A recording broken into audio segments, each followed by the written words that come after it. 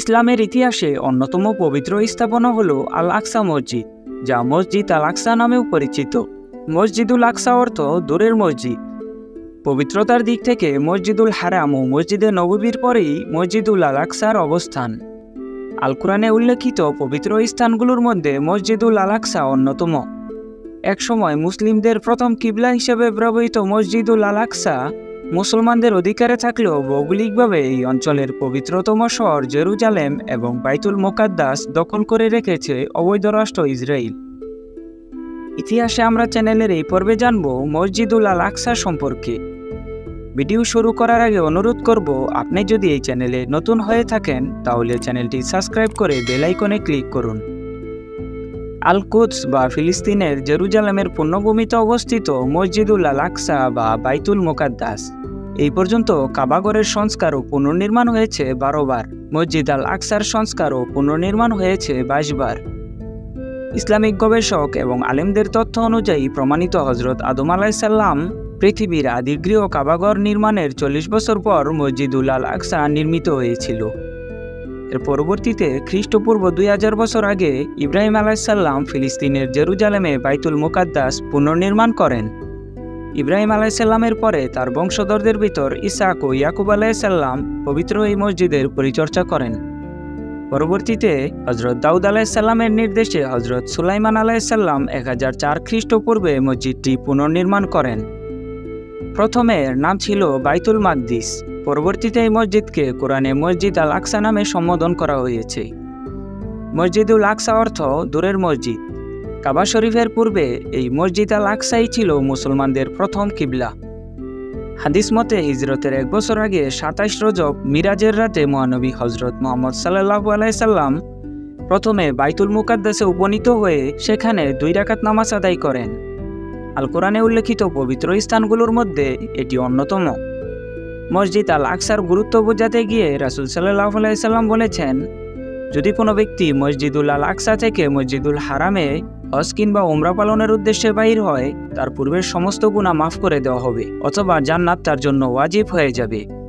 মসজিদুল আকসা কোনো একক মসজিদ নয়, বরং মসজিদুল হারাম বা কাবা শরীফের মতো। কাবা শরীফ বলতে শুধু কাবাঘরকে বোঝানো হয় না, বরং মসজিদুল হারাম হলো একটি চত্বর বা এরিয়ার নাম। একইভাবে মসজিদুল আকসা কেবল একটি মসজিদ বা একটি ভবনের নাম নয়। মসজিদুল আকসা বলতে মসজিদে কিবলি, মসজিদে মারওয়ানি, মসজিদুল করিম, মসজিদুল বুরাক এবং তুবাত্তুর সাকরাম, এই 5টি ভিন্ন ভিন্ন মসজিদের সমন্বয়ে মসজিদুল আকসা গঠিত হয়েছে। 27 একর ভূমির উপর নির্মিত এই মসজিদে একসাথে প্রায় 5000 মানুষ নামাজ পড়তে পারে। এই মসজিদের অজু করার ঝর্ণাটি আল কাস বা পিয়ালা নামে পরিচিত। সুলাইমান আলাইসাল্লাম মসজিদ আল আকসা চত্বরে একটি আলিশান ভবন নির্মাণ করেছিলেন, যেটিকে হাইকালি সুলাইমানি বলা হতো। পরবর্তী সময়ে ধর্ম বিকৃতকারী ইহুদিরা এটাকে তাদের মন্দিরে রূপান্তরিত করে এবং তারা এটির নাম দেয় সলোমন টেম্পল। খ্রিস্টপূর্ব 310 সালে বেবিলনের বাদশা বুকতে নাসের ধ্বংসযজ্ঞ চালিয়ে মসজিদ আল আকসা সহ জেরুজালেম শহর দখলে নিয়ে নেয়। কিন্তু এর 70 বছর পর খ্রিস্টপূর্ব 380 সালে তৎকালীন ইরানের সম্রাট বেবেল শহর জয় করে নেন। তার আনুকূলে থাকা ইহুদিরা আবারও বাইতুল মুকাদ্দাস দখলে নিয়ে সেকেন্ড সলোমন টেম্পল নামকরণ করে। এর 98 বছর পর গ্রিক সম্রাট এরোটেনিস গোটা ফিলিস্তিন দখল করে মসজিদ আল আকসাকে গ্রিক উপাসনালয়ে পরিণত করে। পরবর্তী সময়ে 312 খ্রিস্টাব্দে রোম সম্রাট কনস্টান্টিনোপল খ্রিস্ট ধর্মে দীক্ষিত হলে জেরুজালেমে খ্রিস্টানদের আধিপত্য প্রতিষ্ঠিত হয়। তার পরবর্তী সময় থেকে তারা প্রচার করতে থাকে মসজিদ আল আকসা প্রাঙ্গণেই যিশুকে ক্রুশবিদ্ধ করা হয়েছিল, ফলে এখানে তারা একটি গির্জা নির্মাণ করে। এ সময় বহু নবী এবং আল্লাহর প্রতিনিধিকে হত্যাকারী ইহুদি সম্প্রদায় ভূমিহীন এবং আশ্রয়হীন নিকৃষ্ট জাতিতে পরিণত হয়। মেরাজের রাতে রাসূল সাল্লাল্লাহু আলাইহি সাল্লামের আল আকসায় আগমনের মধ্য দিয়ে জেরুজালেমে ইসলামী যুগের সূচনা হয়। 638 সালে খলিফা ওমর রাদিয়াল্লাহু তাআলা আনহুর সময়ে মসজিদ আল আকসা মুসলমানদের নিয়ন্ত্রণে আসে। 140 বর্গ কিলোমিটার এলাকা জুড়ে 4 দেয়ালে বেষ্টিত পুরো অঞ্চলটি মসজিদ আল আকসা হিসাবে বিবেচিত হয়। এর মধ্যে গম্বুজে সাকারা, উল আকসা মসজিদ, মসজিদে নিসা, মাদ্রাসা সহ বিশাল ময়দান রয়েছে। এর ঠিক মাঝখানে রয়েছে অষ্টকোণ বিশিষ্ট ডোম অব দি রক বা গম্বুজে সাকারা। সাকারা অর্থ পাথর। এটি পৃথিবীতে থাকা পবিত্র বরকতময় 3টি পাথরের মধ্যে একটি। অপর দুইটি পাথর হলো কাবাগরে থাকা হাজরে আসওয়াদ ও মাকামে ইব্রাহিম। এই পাথরের সম্মানে উমাইয়া খলিফা আব্দুল মালিক বিন মারওয়ান 691 সালে গম্বুজে সাখারা নির্মাণ করেন। এর ঠিক মাঝখানে রয়েছে বরকতময় পাথরটি। এই পাথরের রয়েছে গুরুত্বপূর্ণ ইতিহাস। হজরত ইব্রাহিম আলাইসাল্লাম আল্লাহর আদেশে তার প্রিয় পুত্র হজরত ইসমাইল আলাইসাল্লামকে এই পাথরের উপরেই কুরবানি করার মহাপরীক্ষায় উত্তীর্ণ হয়ে আল্লাহর নৈকট্য লাভ করেছিলেন। 746 সালে একটি ভূমিকম্পে মসজিদ আল আকসা পুরোপুরি ধ্বংস হয়ে যায়। 754 সালে খলিফা আল মনসুর মসজিদটি পুনরায় নির্মাণ করেন।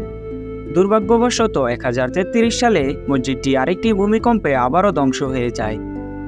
এর 2 বছর পর খলিফা আলী আজ জাহির আবারও সেই একই জায়গায় মসজিদটি পুনর্নির্মাণ করেন। বর্তমান মসজিদ আল আকসা খলিফা আলী আজ জাহিরের বানানো জায়গায় দাঁড়িয়ে রয়েছে। এর কয়েক শতাব্দী পর 1099 খ্রিস্টাব্দে ক্রুসেড বাহিনী জেরুজালেম সহ পবিত্র আল আকসা দখল করে নেয়। সে সময় তারা আল আকসা প্রাঙ্গণের মসজিদগুলোর কোনোটিকে গির্জা, কোনোটিকে পশুর আস্তাবলে পরিণত করে। প্রায় 87 বছর পর 1187 সালে ইসলামের বীর সৈনিক গাজী সালাউদ্দিন আইয়ুবী বাইতুল মুকাদ্দাস সহ জেরুজালেম শহর পুনরুদ্ধার করেন। এর পরবর্তীতে মামলুক এবং উসমানীয় খলিফাদের সময়ে বিভিন্ন ধাপে ধাপে মসজিদ আল আকসার রক্ষণাবেক্ষণ ও সংস্কার কাজ ছাড়াও মিম্বার এবং মিনার নির্মাণ করা হয়। 1917 সালে প্রথম বিশ্বযুদ্ধে উসমানীয়রা পরাজিত হলে 1920 সালের মধ্যে ফিলিস্তিনের পূর্ণ নিয়ন্ত্রণ চলে যায় ব্রিটিশদের হাতে। এ সময় তারা স্যার স্যামুয়েল হারবার্ট নামে একজন ইহুদিকে ফিলিস্তিনের কমিশনার হিসাবে নিয়োগ করে এবং বহিরাগত ইহুদিদের জন্য ফিলিস্তিন উন্মুক্ত করে দেয়। ফিলিস্তিনে ইহুদিদের পুনর্বাসনের জন্য বহু অর্থ সহায়তা করতে থাকে সাম্রাজ্যবাদী আমেরিকা। 1947 সালের 29 নভেম্বর জাতিসংঘের সাধারণ পরিষদ অবৈধভাবে ফিলিস্তিনি ভূখণ্ডকে দ্বিখণ্ডিত করে ইহুদিদের জন্য অবৈধ রাষ্ট্র ইসরায়েল প্রতিষ্ঠার আইন পাশ করে। এর পরবর্তী বছর 1948 সালের 14 মে ডেভিড বেন গুরিয়ন ইসরায়েলের স্বাধীনতা ঘোষণার সাথে সাথে ইহুদিরা আরও বেপরোয়া হয়ে ওঠে। বিপুল সংখ্যক মুসলমান ফিলিস্তিন ত্যাগ করার ফলে জেরুজালেমে আবার ইহুদি কর্তৃত্ব প্রতিষ্ঠিত হতে থাকে। এরপর থেকে আমেরিকা ও ইসরায়েলের প্রকাশ্য এবং গোপন মদদে মুসলমানদের প্রথম কিবলা পবিত্র বাইতুল মুকাদ্দাসের উপর নানা রকমভাবে আক্রমণ অব্যাহত রাখে। 1951 সালের 20 জুলাই জর্দানের রাজা প্রথম আবদুল্লাহকে মসজিদুল আকসায় জুমার নামাজ পড়ার সময় গুলি করে হত্যা করা হয়। 1969 সালে ইসরায়েলের সহায়তায় একজন উগ্র ইহুদি মসজিদুল আকসার একাংশে আগুন ধরিয়ে দেয়। এই 80 দশকেই 2 ইহুদি মসজিদুল আকসা প্রাঙ্গণের 2টি মসজিদ উড়িয়ে দেওয়ার পরিকল্পনা করেও ব্যর্থ হয়। 1967 সালে 6 দিনের আরব ইসরায়েল যুদ্ধে আরবরা পরাজিত হলে মুসলমানরা মসজিদুল আল আকসার নিয়ন্ত্রণ হারিয়ে ফেলে। এরপর থেকে শুরু হয় মুসলমানদের উপর অমানবিক নির্যাতন। তখন থেকে ফিলিস্তিনের নির্যাতিত জনগণ আজও তাদের আবাসভূমি এবং মসজিদুল আল আকসা উদ্ধারের জন্য রক্তক্ষয়ী সংঘর্ষ চালিয়ে যাচ্ছে। 2016 সালের 13 অক্টোবর জাতিসংঘের অঙ্গ সংগঠন ইউনেস্কো ভোট গ্রহণের মাধ্যমে ঘোষণা করে মসজিদুল আকসা শুধু মুসলমানদের নিয়ন্ত্রণে থাকবে। এখানে ইসরায়েলের কোনো হস্তক্ষেপ বৈধ নয়। অথচ সাম্রাজ্যবাদী আমেরিকান প্রেসিডেন্ট ডোনাল্ড ট্রাম্প ইউনেস্কোর এই ঘোষণার 1 বছরের মধ্যেই 2017 সালের 6 ডিসেম্বর জেরুজালেমকে ইসরায়েলের রাজধানী হিসাবে স্বীকৃতি দেয়। তখন এই সংকট আরও বৃদ্ধি পায়। এতে করে ফিলিস্তিনের বৈধ জনগণ তাদের আবাসভূমি থেকে আরও দ্রুত বিতাড়িত হতে থাকে। প্রথম বিশ্বযুদ্ধে অটোমানদের পরাজিত করার মাধ্যমে যুক্তরাজ্য ও যুক্তরাষ্ট্র কিভাবে ফিলিস্তিনের ভূমিতে ইউরোপীয় ইহুদিদের জন্য ইসরায়েল নামের অবৈধ সন্ত্রাসী রাষ্ট্র প্রতিষ্ঠা করল, এই সম্পর্কে বিস্তারিত জানতে চাইলে ইতিহাসে আমরা চ্যানেলের এই ভিডিওটি দেখুন। আমাদের ভিডিও ভালো লাগলে চ্যানেলটাকে সাবস্ক্রাইব করুন।